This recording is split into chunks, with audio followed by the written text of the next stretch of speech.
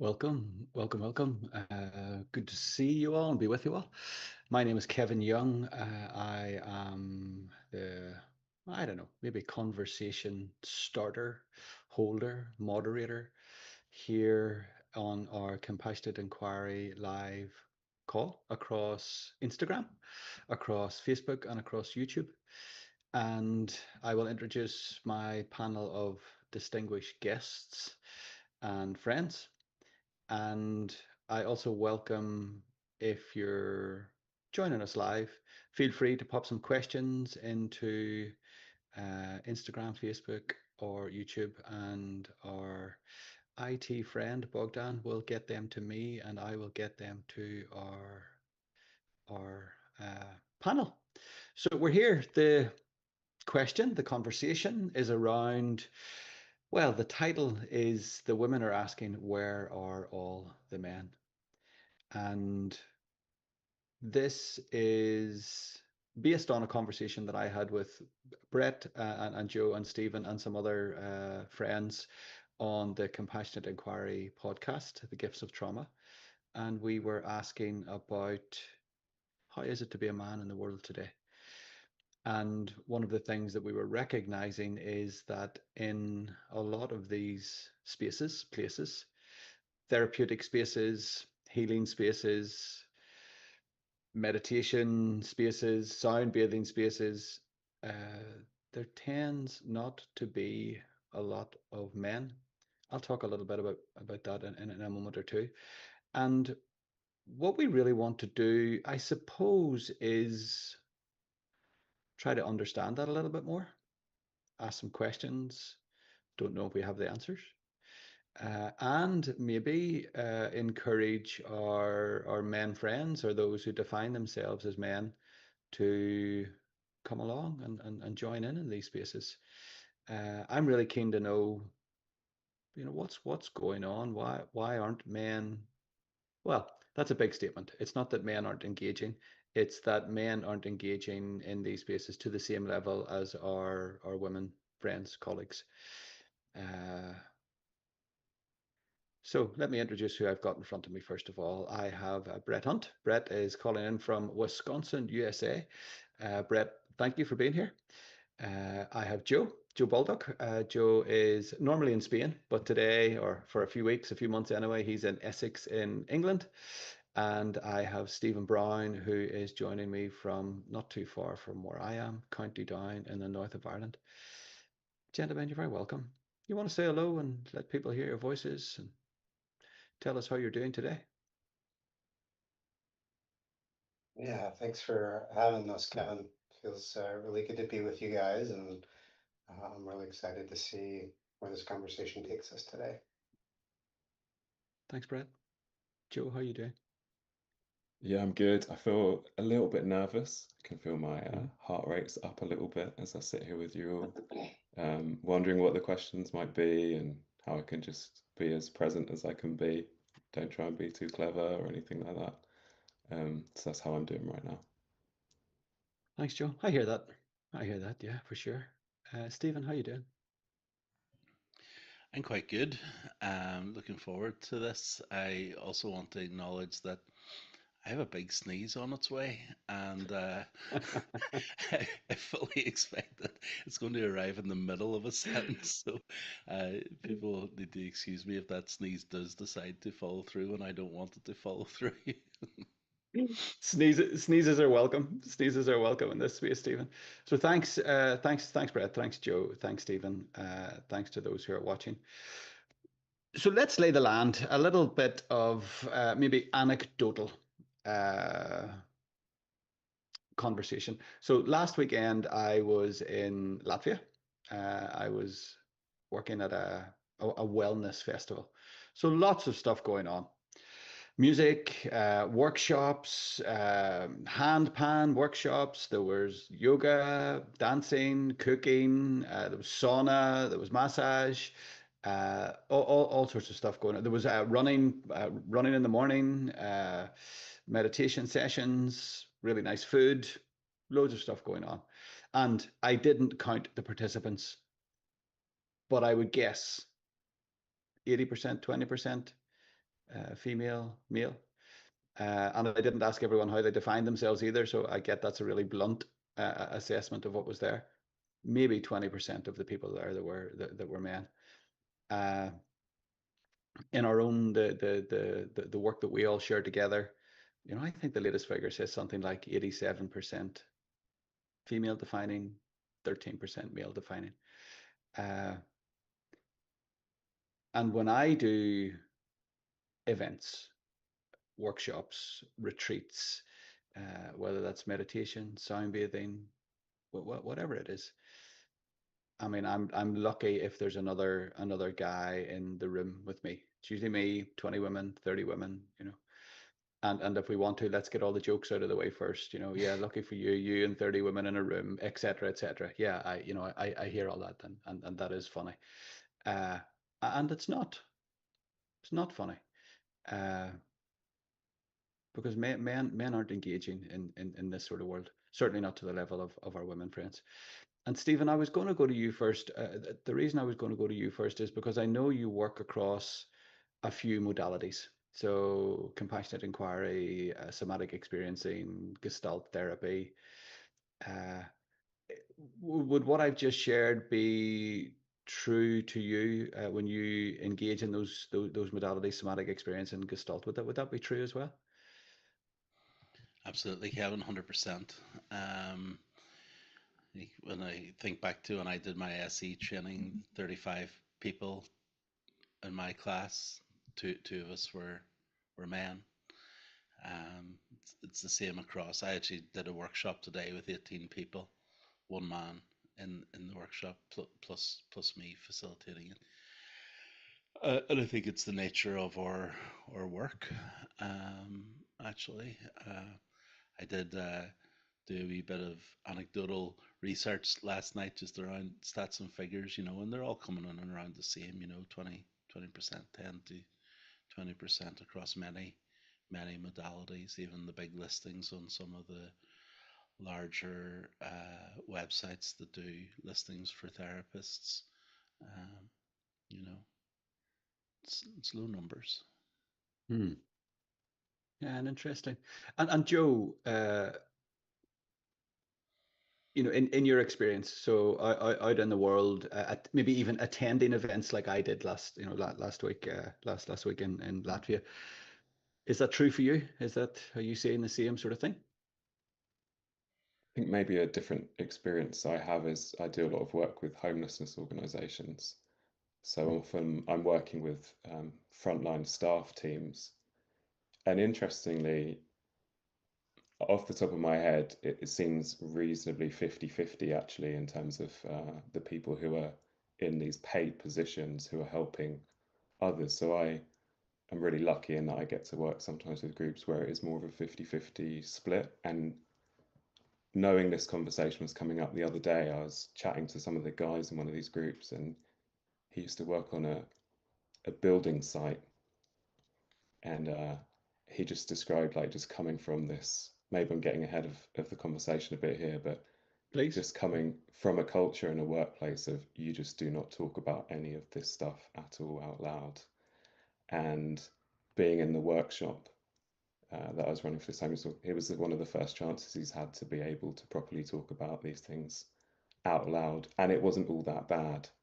So I think the main thing I'm with is actually once these guys actually get their foot through the door into one of these spaces, then I'm sure you've all heard it before.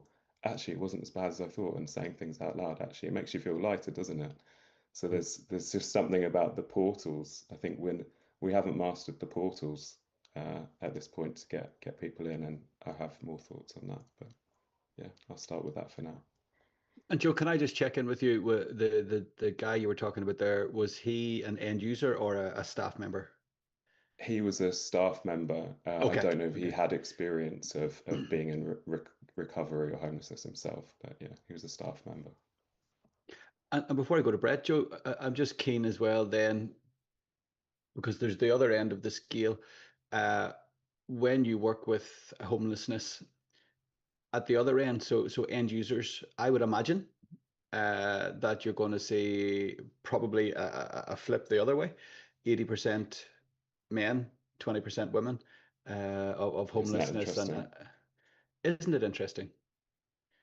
Would that be true? I mean, I'm totally plucking that out of thin air. So would that be true that you would see that? I'm not really a numbers guy, but that sounds about right to me. Yeah, yeah. Mm. So we have 80% of women taking care of themselves and 20% maybe not, and then 20% of guys not taking care of themselves, okay, taking care of themselves, and 80% of them not. And then we end up with all this homelessness. There are more cultural issues and societal issues at play there. But yeah, it's really interesting. Yeah, it is, isn't it? And Brett, thanks, Joe. Brett, what about when you're out in the world engaging, either as a either in your role as doctor, as therapist, as someone who just attends events? What do you see out there in the world and in relation to?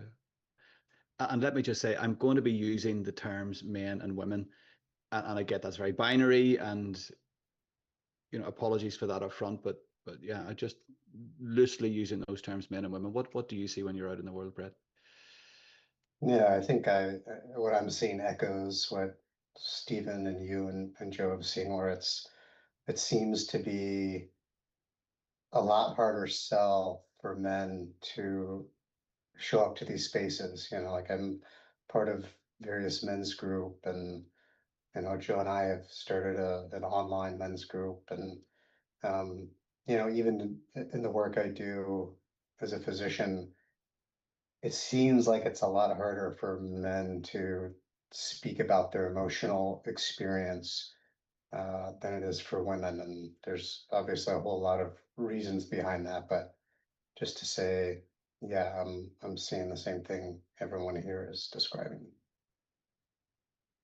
Thanks, Brett. And Brett, I know you're not a family physician, and again, I just hear in anecdotal stories. I often hear from family physicians that men often report later for their physical health.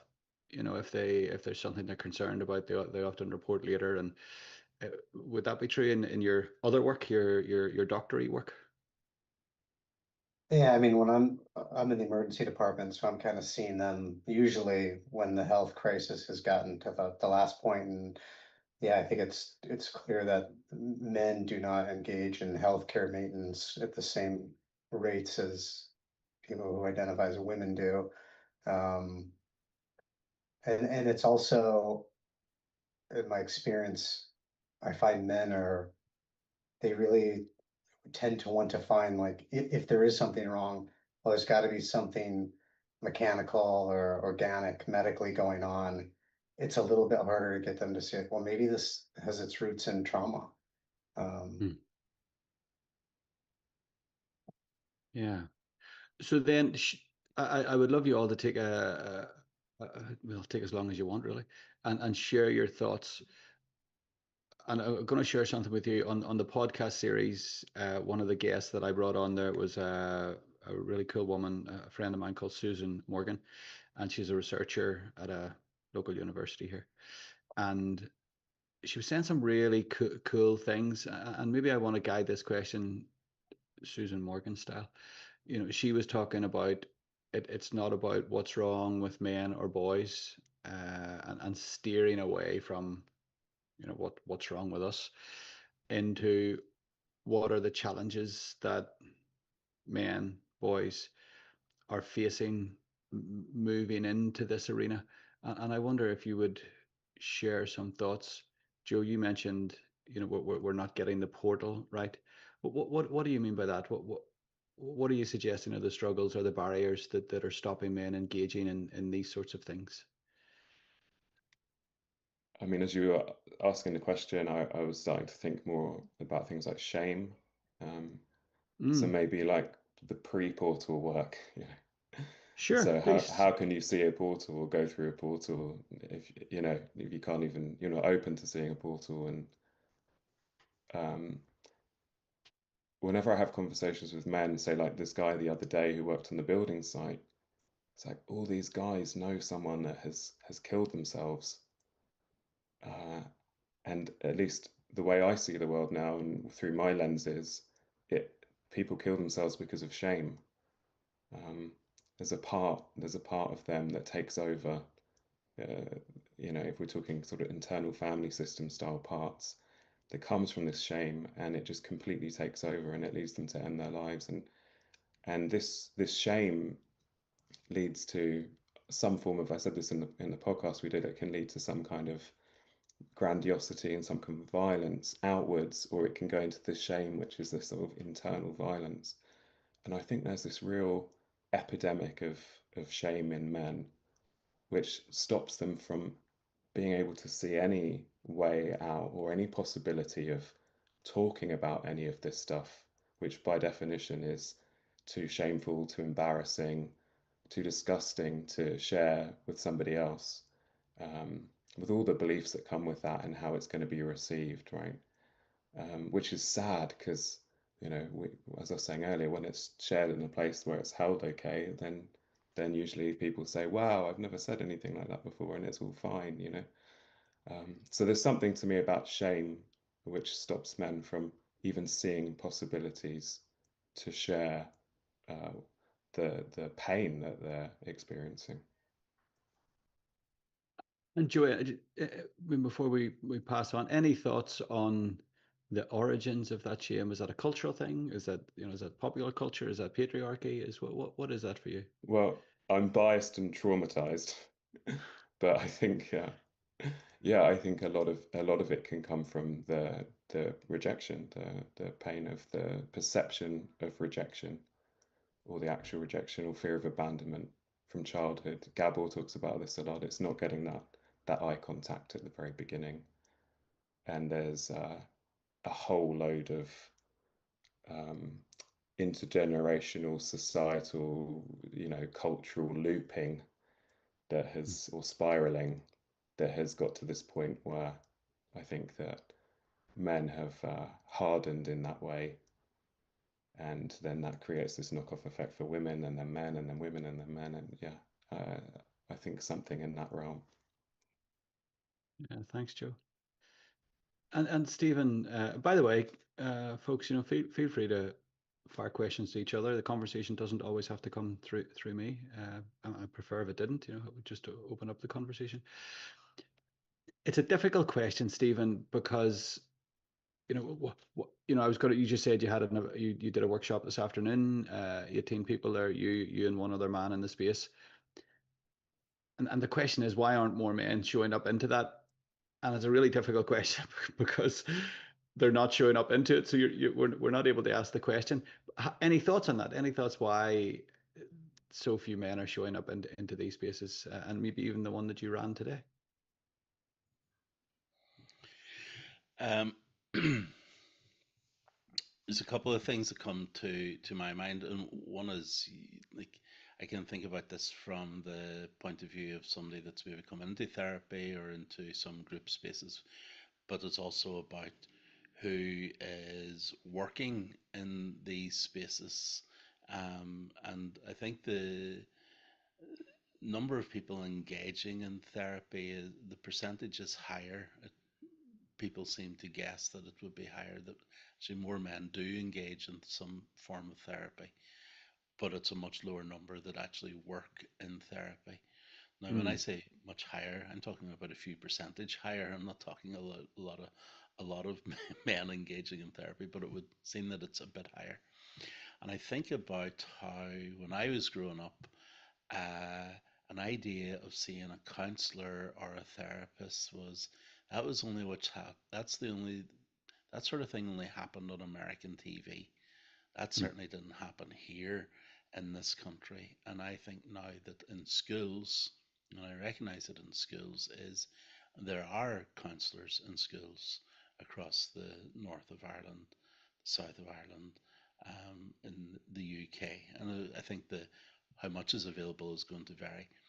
And kids are engaging with these. In fact, many schools are actually reporting that they can't provide enough counselling services into the schools. And as governments go, they cut funding on these things, and then it disappears. So I do believe that making it less of a taboo thing, that actually if you're seeing a therapist, it means that you're a wacko, there's something wrong with you, you're messed up.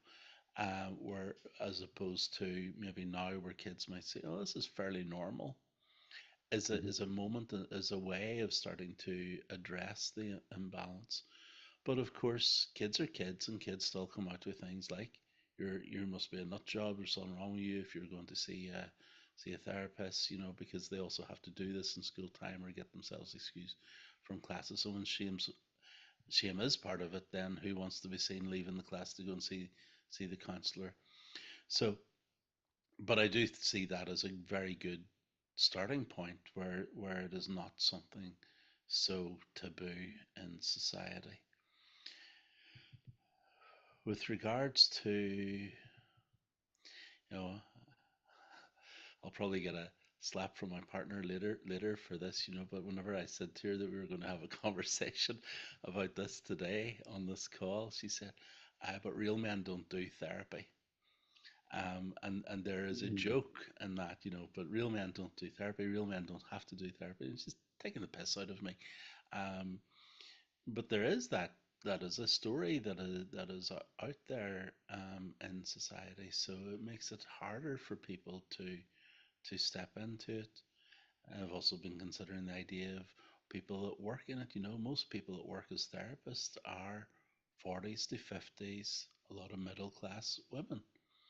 Um, and not so many middle class men and so on, and there is a power thing, but it's not just about therapy, it's actually looking at across any helping professions. There generally is a much lower number of men that are entering into these professions, and then we need to ask questions around why. Probably very good reason why is they they don't have the opportunity of power that other sort of jobs can do. And it also means that you're not working with things. Men, generally speaking, like to work with things. They like to build things. They like to smash things. And this is a very different sort of work that we're doing. So I do think this is fairly complex, and I also think that it's like, well, where do you address it? You address these things with our young people, with our children. That is where we put our attention in challenging ideas about the world or ideas about other people, ideas about who can go into what sort of work. Like flip it a little bit, you think about the how you see more and more young women going into jobs which are predominantly male oriented that have normally been filled. But now and again, you see a woman, certainly in this part of the country, you see a woman driving a bus and you go, oh, that's novel. Mhm. Or you see a young woman driving a tractor down the road, and that's novel. And I think the more it would be wonderful when we reach a stage where these things are not so novel. But I think time is the takes time. Yeah, thanks, Stephen. Brett, I'd love to get your thoughts as well. I always enjoy your thoughts. I was writing Do you not down enjoy as mine, Kevin? not as much as Brett's. Fair enough. Only if you and I are in the sauna together, Stephen, then that's where we have our best chats. Uh, I'm thinking, and it's kind of the paradox, isn't it? Because when we think of somatic experience and Peter Levine, when we think of compassionate inquiry and Gabor Mate, when we think of internal family systems and Dick Schwartz, think of even Hakomi, Ron Kurtz.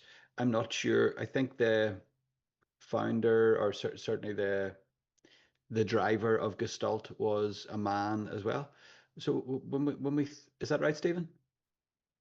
It is, but many people would say that his wife was the true practitioner of Gestalt, but she does not get the kudos the same way that Fritz Perls did. Okay, But and hey, but maybe Fr- but maybe but that's Fritz Perls is the man when it comes to the what the public think about Gestalt. You're absolutely right. yeah, yeah, uh, and so we think of, and maybe they're the modern. Even if we think of Bessel van der Kolk as well, the kind of leader in that alternative psychology, psychomedical sort of field. So all of these men leading these organizations, leading these modalities, but yet they're all filled with women. and certainly a lot fewer men. Brett, what are your thoughts on that? Yeah, I mean, I just like think about who you grew up sort of idolizing, like for me, it was He-Man, this like muscle-bound guy with a sword who could transform into this powerful superhero, or maybe it was G.I. Joe, maybe it was Batman, maybe it was Superman. But we think about the models that we were sort of given in Western culture for this is the ideal of masculinity. And it's usually like these tough guys who do some sort of combat, uh, and or they're using their mind in a certain way. And I'm not against any of that stuff. I think there are some inherent things to being a man that, like, yeah, Stevens, right? Like, we like to build and smash, and like I like to hunt. I enjoy shooting guns sometimes, and bow and arrows, and climbing mountains. Um, but like so much in our culture, it's just this sort of sanitized, really binary thing. It's like, what you got to just be this way if you're going to be a man, and there's not this room for, you didn't often see GI Joe or He-Man sit down and talk about how fighting the villain brought up this abandonment, this sense that he's not good enough. It just wasn't part of it. Um, so I see it for what it is. There was a purpose to all this. If men can be made to totally abandon the feminine aspects of themselves, it's this whole divide and conquer thing, right? If we abandon the feminine within ourselves, we're going to not only be disconnected from ourselves, but from the people in our community who are feminine, which are female. And once we're all divided up like that, then we're perfectly sitting ducks for these people who want to domesticate us and organize us into these. Who do you want to go chop coal out of the mountainside for you? Do you want somebody who's going to communicate his feelings about his discomfort down there? Or do you want somebody who's going to believe it's like a good idea to just hold it all in and just struggle through the pain, like no matter what? So I think it served this purpose to kind of create this mass compliance, but it's done a lot of harm for us. So I don't know, I'm always interested in looking at what are other places that you can find where that kind of feminine energy is still honored in men. I think you got a lot of places you got to look outside the Western world. Like I know here in North America, I've been exposed to it through like indigenous people's practices. Like I went to some sweat lodges or nipis, and they're talking about feelings in that sweat lodge, and it's still a very kind of physical masculine thing when you're in there, but it's different. People are talking about feelings, and you're touching each other and supporting each other through this trial. So I think there are answers out there, and I think we're kind of in this CI world. This is a place where I see we're starting to like remember, oh, we don't just have to be one way to be a man. That we can embody and be in touch with some of these inner feminine qualities. But we're definitely going against the headwinds, right? Like this is not how we've all been conditioned for so many years to be.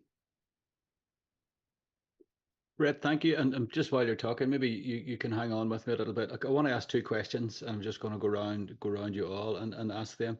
And I'm interested in compassionate inquiry, or CI as you called it, Brett. And the two questions loosely are: why did you do this? And what are you getting from it? What has changed in your life, if anything? Maybe you're going to say, nothing at all. So why did you move towards compassionate inquiry, Brett? And is it changing your working relationships, your intimate relationships, your relationships with your children or friends or family? Just answer the first question first for me. Yeah, why did you do this? Yeah, I mean, I think I did it because I got to a place where I had been doing a lot of work. I did therapy. I was really into recovery work from addiction. but I just got to a place where I was like, I feel like I've plateaued, and I still don't feel as good as I think I should feel.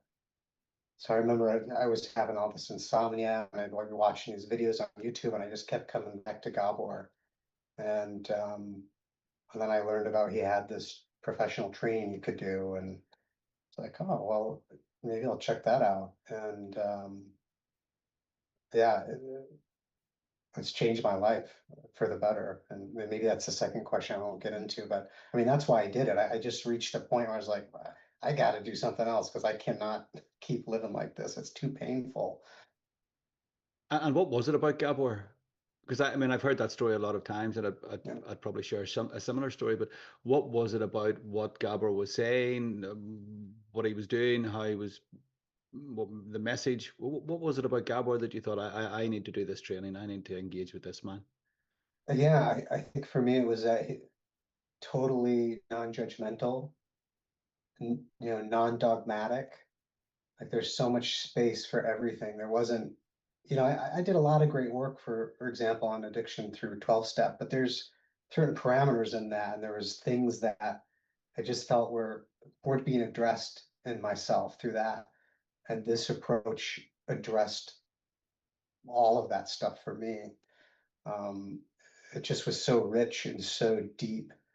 And it still continues to be a source of richness and depth for me to continue to work on my recovery. Yeah, thanks, Brett. And maybe I'll ping that question to you, Joe. So why did you do this? Why did you come and do this training? Yeah, it's an interesting one. It links quite nicely to our theme. I had this kind of moment of being like, these old guys that I like, they're not gonna be here forever. They're gonna die soon, and I want to train with some of these old guys. And I was thinking mainly of Gabor, sorry Gabor, and I hope you don't die soon, and Jack Cornfield. I hope you don't die soon, Jack Cornfield. And then the next day, I saw a friend shared that she was training with Gabor Mate. I was like, you can train with Gabor Mate? Like, how's this even a thing? And that there was a live call with someone called Satram Kaur who was doing this live call. And I went to it, and I guess a bit of my story is I came for Gabor, an elder, a man who I respected for his authenticity, and I felt safe hearing him speak about the world.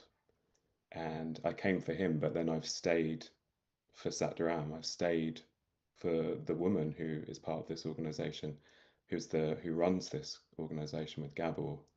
And I just want to name that. I think we're very lucky in Compassionate Inquiry to basically, in a simple way, have a mum and a dad who are holding this organization.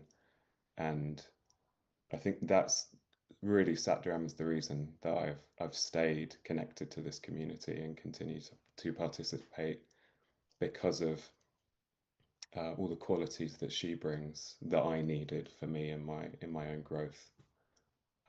Yeah, so I'd seen him Gabor online. He was the hook, he's the way in. And then I think Satdaram's way of running the community and you guys as facilitators and the presence that runs through is much more than just a feminine or a masculine thing that's going on here. And Joe, so you talked there about Gabor's authenticity. Flesh that out a little bit for me. What do you mean by that? Or what, like, was authenticity missing in the male experience in your life, or what was it? What was it about that? What do you mean when you say his Yeah, authenticity? I don't know if I'm going to be able to speak to it specifically, but my sense is often that men are saying something different to what is going on inside, and there's some kind of cohesion, coherence going on between the words that Gabor was saying and what maybe he was experiencing. However, I did have a concern that he wasn't a happy guy, and I remember thinking, yeah, I need to know if this guy's actually having a good time, because what's the point in doing any of this unless, you're living a fun and lively life. And I remember going to the first conference in Vancouver in 2022. This was the only question I had. It's like, is Gabor Mate happy? And then when I saw him dancing at the disco with his wife, I was like, okay, I'm safe here. This is okay. Yeah, so I'd say it's something around this coherence, and there's not a sense of him trying to be or pretend to be something that he isn't. That brought safety for me. What I thought you were going to say there, Joe, and I was really resonating was, you said what Gabor said and what seemed to be going on inside him. I think the thing that pulled me towards Gabor's work and Gabor's teaching was the things that he said seemed to have coherence with what was going on inside me.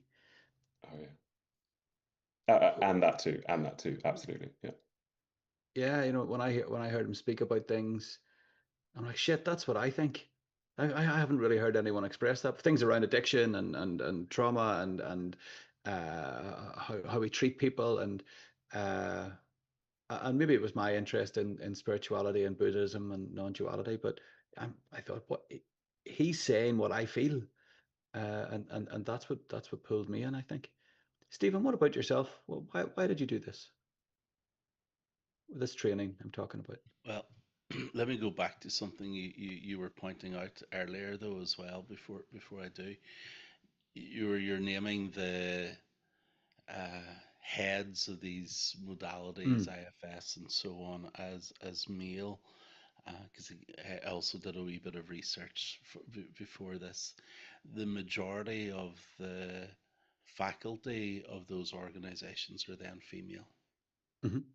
So yes, they may have a male at the head, but then we're straight back into it's more females to males. What brought me towards compassion inquiry? Uh, I had read Gabor's books, and he was in Ireland in 2018 at a couple of different conferences. On one of those conferences, he was only going. It was only him for 2 days in Cork, way down in the south. And because I liked his books and liked what he had to say, I thought I'll go along to that. I had never heard his voice before. I'd never watched a YouTube video with him. I had no idea really what didn't really know what he looked like, to be honest. But when I seen him working with people, that was the thing that in that moment I was like, oh, I would like to learn that, how he does that, because that would really support the people that I work with. It would support me to support the people I work with, and that was the thing that drew me in. So it was very much how I was experiencing him working. And what is that, Stephen? You said when I seen him do that, how I seen him working. What is that? What is that you're talking about? A sense of real clarity in what he was doing, a sense of being confident in what he was doing, and the fact that people were getting to the truth of their challenges, their difficulties, their questions. Was my experience of it was being done with such precision, and being able to go to depths quite quickly with people. Whereas in some of my work before that, I was like fooling around, like I have no idea what I'm doing, what is going on here, how do I support this person. So there was, I suppose, that witnessing of somebody not being in their head of trying to do something, but actually just doing it and letting it flow. So that was what it was for me. Yeah, thanks. And then Stephen, maybe we'll go back the other way then. Just whilst you're Can I there, just say something on that precision quickly? Of course, Joe. I think there's that there is like a masculine quality to this part of the CI. I think it's kind of like it feels more like a surgeon, just like, okay, we're going to cut. We do a lot of interrupting, and we get straight down to it. I think there is something really appealing in that to me, and that when I'm doing that, and Gabor will be the first one to say, don't try and be like me. But most of us who go through this training probably have a moment of pretending to be Gabor for a little bit.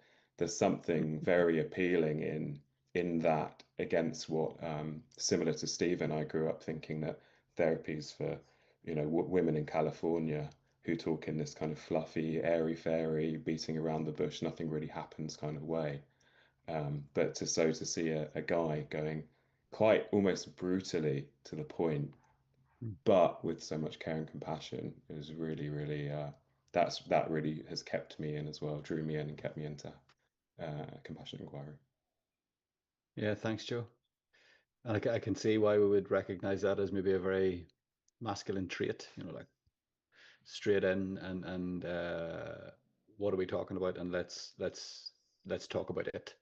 No fluff, you know. Uh, so then maybe we'll go back the other way. Stephen, I mean, you've been in compassionate inquiry now, 2019, 7 years, just over 7 years. What has it done for you and your life? Why are you still here? So that's that's that sounds like I'm looking rid of you. That's a soft why. You remind me of my dad. Why are you still here? That's a soft why. That's a loving, caring, soft why. Like what did it bring you? How did it impact your life? And I don't mean that to be a leading question. Did it impact your life? And if so, how did it impact your life? And what is it doing in your life? How does it impact your work, your relationships? That's a lot of questions, Kevin, and Sorry about that. one question. Mm. And it's many different answers, and it depends. Like I also have multiple roles within in how I do my CI work. Facilitating and mentoring CI students. So like that's one aspect of it. The um, I remember in the year-long training, it was about 4 months into it, and I got in touch with uh, an aspect of myself which had been hidden. And uh, when I did, I remember saying to the other person that I was with, well, if I get nothing else out of my year of learning compassion and inquiry, this has more than paid for itself. And so there was this moment, this golden moment of having an insight to who I was that had been out of reach for my life. Um, and I think that was certainly the part that then kept me in. It's like I was sold, not because somebody was selling me something, but I was sold. I was just like, this is good, this is useful, and this might be useful for other people. And then, of course, it's also the enjoyment of all the different people that I get to know. It's like you and I, we did our training at the same time. We didn't really know each other, but we met up for some practices together because we're not so far away. And that was a very, very important part of it for me. And I think it's not so much of why are you still here, but it's like I don't know, just feel part of something that I really enjoy. Um, I really enjoy my work. I enjoy the variety of my work, and I meet really interesting people and good people along the way. And would you say, Stephen, does, and again, open question, perfect answer is no, if that's the truth. Would you say that the philosophy, if you like, of compassion and inquiry, do you see it showing up when you're speaking to your mom and dad, when you're speaking to your siblings, when you're speaking to your partner, when you're speaking to your kids, when you're speaking to your mates or friends, when you're out about in the world, do you see it showing up there? Sometimes, yeah. See, I think about how I behave or other people around me behave, and it maybe gives me a moment to stop and pause before I go all judgmental. And sometimes I go all judgmental and go, well, that's the way it was for that moment, and it felt good, you know. Yeah, I do see it in different ways. Um, and also how I just like how I think of we as humanity and how do we Hmm. get by and struggle and fight and hurt each other, and also in the middle of it, how do we end up being so good to one another as well? So it certainly brings curiosity. Um, yeah, and I do. I have a sense of ease, but I don't know if like I can't really say, oh, it's because of this or that. Hmm. It's like there's too many things that contribute to who I am today. Um, but it's certainly understanding the impact on children is probably the biggest thing for me. It makes me consider that a lot, especially as a father of young kids. Hmm. Yeah, thanks, Stephen. Yeah, I like what you're saying about how it's a part of who you are, and it allowed you to see other parts of who you are. And something that I really like about having trained in compassionate inquiry is it has really encouraged my curiosity to explore spiritual aspects a little bit more. I really enjoy exploring non-duality and Buddhism, and I'm training with Jack Cornfield and Tara Brach as well at the moment, Joe. Uh, it has really broadened my reading list, and the things that I'd like to read and the things that I'm curious around. And I kind of laugh at myself sometimes.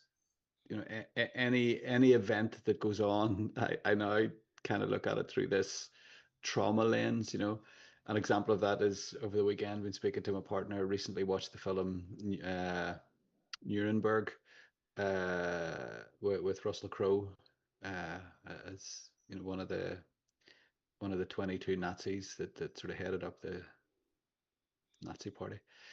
And I really find myself curious about all of that, all of that, and world politics and war and rivalry from a trauma lens. I really like how compassionate inquiry has grew that a little bit in me. I guess maybe just how I view the world. Joe, what about you? I'll ask that same cheeky question. What are you still doing here with a soft Y? What are you getting from this, Joe? How is it showing up in your life? Sorry, don't want to make that a leading question. Is it showing up in your life? Is it showing up in your relationships? Is it showing up in how you speak to your colleagues? And I'm not sure, but your mom and dad's still alive, your siblings and stuff. Is it showing up in that way for you? I don't know if my dad's still alive either. Okay. Yeah, I think he is. Hi, Dad, if you're watching, text me. That's a whole other edition of this program. Yeah, it's massively showing up in my life. Mainly I'm here for the community. That's why I'm here. When you meet such rich and interesting people, well, not rich, in that way, usually not anyway, but very deep people. For me, it's a sense of I'm home and this is my family. And is this family perfect? No. Are there sometimes issues with mum and dad? Yes. Does the siblings sometimes fall out? Yeah. Is there the brother or the sister who really, really irritate me, who I, judge with all my judging power? Absolutely. But on the whole, what a place to be um, in this community of all these different participants, practitioners, people running the focus groups, all of the things that we do. Um, so I'm mainly here for that. And then showing up in my life, it's just a constant unraveling, unfolding, whatever you want to call it, all these layers coming off. And yeah, this curiosity, like you're saying about watching that film, Kevin.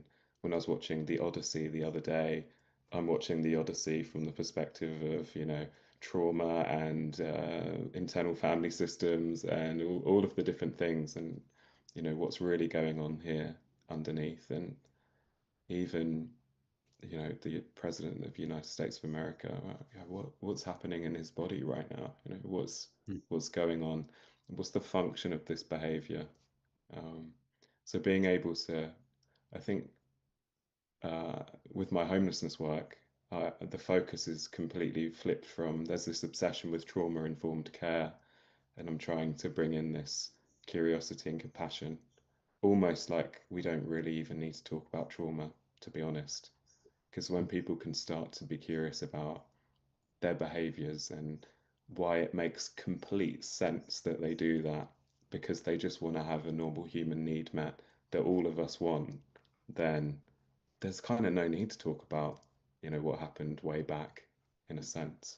So I feel like yeah, I bring this into my work as well. And yeah, and personally, just so much more space in my head, space in my heart, space to play, to have fun, get to hang out with Brett and his family last year was like a highlight of my year. Wouldn't have happened without Compassion Inquiry. Um, I could keep going. There's so many reasons why I'm still here. And is it perfect? No. Are there issues? Yes. I'm happy you're still here, Joe. Forgot to say that to you as well, Stephen. Sorry. I think, Stephen, I take you for granted sometimes, given you're another county down man, and a dear friend. I forget to tell you I love you, and I really appreciate you. It's all right. I'm working through it, Kevin. I can get you a good therapist somewhere, I'm sure. Brett, same question to you. I'm curious, what are you getting out of being here? Does it show up in your life? I mean, I know you're a father of young children as well. Does it show up in how you see the world and how you view the world, engage with the world, interact with the world? Yeah, I think I'm here. The number one reason for me is like I'm here for the freedom. Um, Mm, Something I've realized about myself is like I really value freedom. Like I need to feel a lot of freedom to feel, connected to my authentic self. And I don't know, I saw this as a meme one time somebody had put on Facebook, but it said something to the effect of, when you realize that the prison that you're contained in is within your mind, that's when you start to become free. And I think that's kind of a nice little encapsulation for what CI has done for me, to realize that, I'm not my conditioning.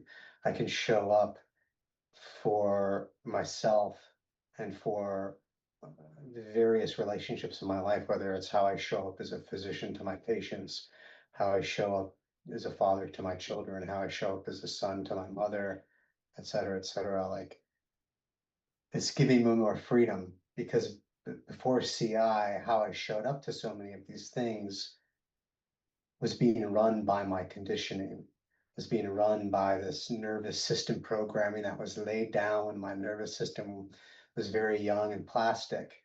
And to realize, oh, I don't have to always run those programs. That's freedom, that's liberation. And that feels really good. That feels better than any of the other things I used to do to try and self-medicate my pain. So yeah, it's showing up all over my life, and it continues to do so. And I think why I'm still here too is like what I said to you earlier, like it's such a rich, deep um, community and practice and wisdom here. I haven't found the bottom of it yet. I'm still digging, and there's still so much there. So yeah, I'm gonna be here for as long as that continues to be the case. I'm thinking of the phrase, Brett, as you're chatting, freedom from the tyranny of your own psychology.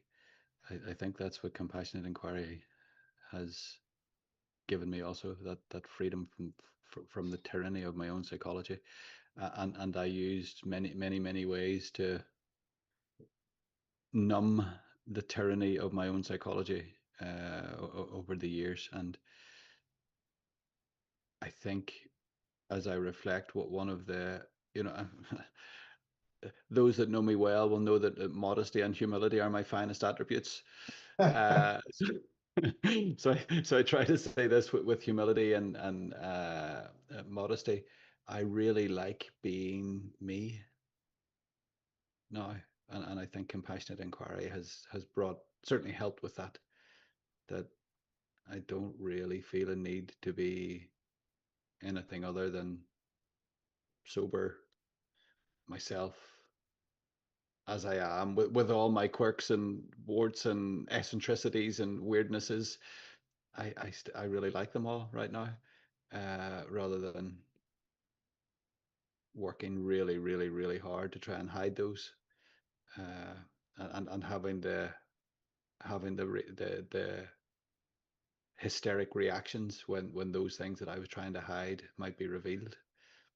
I think compassionate inquiry has done that for me. I just really like being me. I'm like, wow, that's a cool place to be, right? Yeah. So that I'm conscious of our time, gentlemen. You know, is it okay? And the answer is no. Is it okay to encourage our men friends to move towards this sort of thing, either by joining us in our professional training or signing up for some of our shorter things? We have compassionate inquiry circles, and we have the short course that people can take on. And is it okay to encourage our men friends? Go to bloody therapy. Go get yourself a good therapist, and start talking to them. It, is that our place to do that? I don't know. That's an open question to whoever wants to answer it. That is it okay to encourage our friends to train in these things, to show up to these things, to do therapy? Yeah, I think so. And just one thing I would say to any man who's considering it would be, it's not, I think that what I've seen is a lot of fear of like, oh my God, this is gonna take me away from my masculinity. This is gonna, I've heard people say, I don't want you to break me open, or man, you're not getting broken open in a bad way like an egg. Um, or at least an egg that hasn't formed yet. Like you're getting broken open like an egg that's ready to hatch, and this work can only, I promise you, add dimensions and richness to your life. So if there's any fear, like I know I had it, I didn't, believe me, when I first went into therapy, I didn't want to go into therapy. But it's such good things are going to come of it, that I can guarantee. And yeah, I think it is our role as men to share that message, because there already is a dominant message of like, don't do that. That's for X, Y, and Z, undesirable people. Yeah, that's not true. Brett, thank you. Joe and Stephen, I'd love you to have a word on that too. And I know that Bogdan, our IT guy, is telling me that there are some questions that might be there online, and I wonder if we could pop through a few of those as well. Just Joe, very quickly, I'd say, I think, yeah, it's like a health epidemic, and certainly from my culture, we're in an epidemic of silence, not talking to, and there's all these, we can have fear, right? If I say this thing to this man, if I suggest he goes to therapy, how is he going to react to me? Could it be with violence? Could it be dangerous to me? So there are lots of things to consider in this, but generally I grew up, working class Essex background. No one talks about this stuff. Guys are killing themselves. So absolutely, we should be talking about it. One great thing we learn in compassionate inquiry in the training is about our agenda, and when we're coming at trying to get someone to do therapy from a place of tension in ourselves, doesn't work. So I think, yes, we need to be talking about this, sharing about our own experiences, showing up as we are in our more liberated selves, so that these other guys see, oh, actually, what Brett's doing, what Stephen's doing, kind of seems to be working, doesn't it? Oh, they're doing that Gabor Mate thing. Oh, to help provide some of these reference points for them to make their own decisions. So yes, we need to be talking about it, encouraging, but from a place of non-violence. And then I think that's kind of the best we can do. Yeah, cheers, Joe. Stephen, any thoughts on that? Nah, good are the questions from the people outside. Okay, thank you. Bogdan, how can you get those questions to me?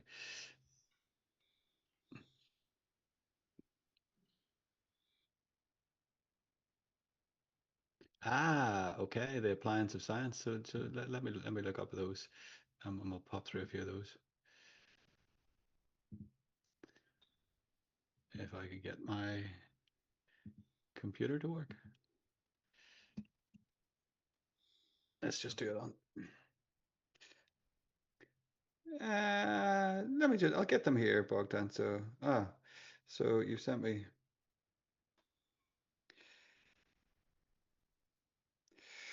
I'm in the early years of my second professional career as a mental health therapist and have had to work on my biases while working with clients. Yeah. Jennifer Swanson, I imagine it is hard to ask for help too. It is hard to ask for help, and I might say it's not as hard as not asking for help. So, and I think maybe quoting Gabor, he says it's hard standing still and it's hard moving forward. Choose your heart, choose whatever one. Jim, I'm going to read this out. I've been part of men's spaces for many years. I've seen men stuck and floundering, and I've seen men diving very deep into their grief and pain of their world. Safety is one of the key issues. I would agree with that, and I'm sure we all would. In general, we don't tend to go directly into our feelings. We need a buffer. Poetry, storytelling, music are all ways that can help us build trust and safety when we get together in men's spaces. I'm curious to know what the panelists have to say about building safety and trust to support men's participation in the healing spaces. Stephen, you fudged the last question, so maybe I'll give that one to you. Yeah, what would you have to say about building safety and trust to support men's participation in healing spaces? Slowly but surely, I think is my response, and you actually need people that are able to commit to doing some work together over a period of time. So I do like a fair bit of group work, and actually safety and trust. You don't start with safety and trust. Safety and trust is what evolves over time, and it's what's co-created. Um, of course, whoever's facilitating that space needs to have a sense of their own internal safety and trust as a starting point. I think of it a little bit like a spider's web. If we were a group together now, it is only by using our voice together, by having shared moments together, and if every time I speak, I and then you speak, I throw over a ball of wool and you catch it, and that goes backwards and forwards. And the more that we do that together through dialogue and different ways of connecting, we end up with something which can actually hold a bit of weight. And whenever there's something there that can hold a bit of weight, then we have the possibility of going deeper together. But people need to be able to know that it can hold the weight, and that has to come through connection. Yes, I fudged the last question. My answer for the last question in a way is connection. Um, Hmm. it's connection is key to everything that we're doing, but we don't start running. Hmm. We have to start slowly and let things grow over time. Yeah, I really love that analogy, Stephen. I'm thinking maybe I've just stolen your workshop idea. I'm thinking that'd be a really cool thing to sit with an actual ball of string and do that in a workshop. Sorry about that, buddy. Do you think that came out Joe, of my mind fresh? yeah, uh, maybe all of these ideas are stolen. Joe, maybe, yeah, I was going to say something about safety, but I see you're unmuted, Joe. What would you say about Jim saying what the panelists have to say about building safety and trust to support men's participation in healing spaces? I just say we need lots and lots of different men's healing spaces. And so if you're interested in starting one, go for it, because I think we have different kinds of men, different kinds of needs. When it comes to, if there was a men's group where you had to go hit things with clubs like a caveman, I would not want to. I'd not want to join that. That would not make me feel safe. whereas for another man, breaking things might help increase safety in in a group. So I just think we're so different. So I think we need a variety of spaces, and to not think, it's a bit like when someone has a bad experience at the dentist and they think, well, I'm never going to go to a dentist again. If you've had a bad experience at a men's group, try a different men's group or try a different therapist or whatever. I think we need diversity. We're all coming to the therapeutic space with a different story and experience and different needs and different unique process that needs tending to. Thanks, Joe. Brett, anything you want to add to that? Yeah, I think I would enjoy hitting things with a club as a group. We can't work together anymore. But I also know that I'd feel comfortable in a heavy metal mosh pit like you would. So yeah, we all need. And Stephen loves System of a Down as well. Sorry to out you, Stephen. Me and Stephen have similar music tastes, and you two have similar music tastes, I think. Yeah, it's all balanced. I think the only thing I just add is like, at least for me, and something I've noticed is like, I think there's got to be some level of fun and play for people to feel safe. So I think that's an important. It's very too serious, and you got to be like this, and can't be silly. Then I think that can detract from safety. So. Thanks, Brett. Stephen? I want to add on as well that actually, we lean generally a lot into things have to be safe, but actually I don't agree with that fully, that there has to be a level of risk in order for there to be growth. So people in group spaces actually need to be provoked in some way. Not that I'm trying to create something, but they do provoke one another, because people will go into group space and then they will realize that person really pisses me off. I'm getting really annoyed with that person. And then it's actually, can I do something different in this space than what I would normally do? And that might be to speak to it in some way, whereas maybe normally I might run away from it. So it's about creating safe enough spaces where there's opportunity for risk and opportunity to get activated in some way, but for it not to be the end of the world. Yeah, it's a really interesting point. Brett, you said that there has to be play and stuff for there to be safety, and there's maybe an argument that says there has to be safety so that there can be play. I think integrity is a great word as well.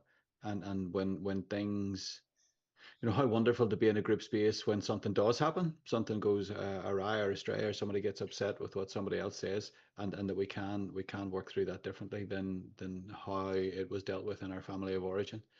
To say, yeah, listen, I get really angry when you talked about that thing, or I get really upset when you said that thing or did that thing, and we can work through that in a different way. So there's a lovely quote in the Hakomi book, and it talks about meeting the tests and needs of the nervous system of the people in our group, and the nervous system can want to test the safety and integrity of a group to say, can I bring my big stuff?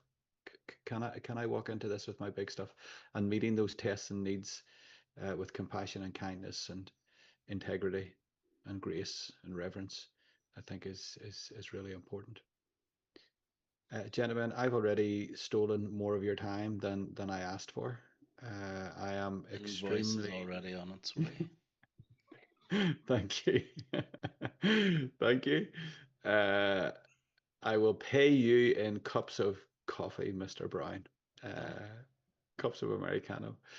Uh, I want to say thanks, and thanks to the people out there that are tuning in and listening in, and will continue to listen in as this pops up on your reels and your feeds and your whatever else. What other words those young people use? Joe, you would know more about that. Maybe you're the youngest one here. Reels and shorts and others. I don't know. I don't even know what the words are. I'm embarrassing myself now. I'm showing my age.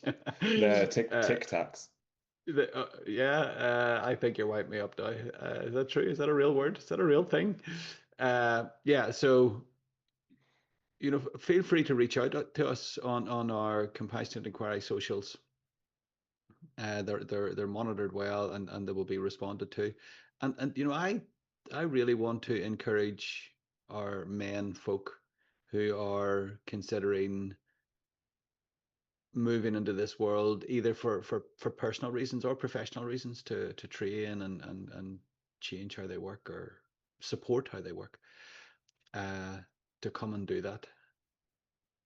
I think it's a really valuable thing, has been for me in my life, really valuable thing to move into this world and to meet myself. How I've had to meet myself through this work has been fascinating, and continues to be fascinating. Every day continues to be fascinating how this type of work pushes me towards myself. So thank you all. Thanks to the folks for joining us. I hope to see some of the people that are listening in our community over the next months and years. Please take care. We'll see you soon. Brett, Joe, Stephen, really appreciate your time, really appreciate your efforts. Please take care. Thank you. Thanks, dude.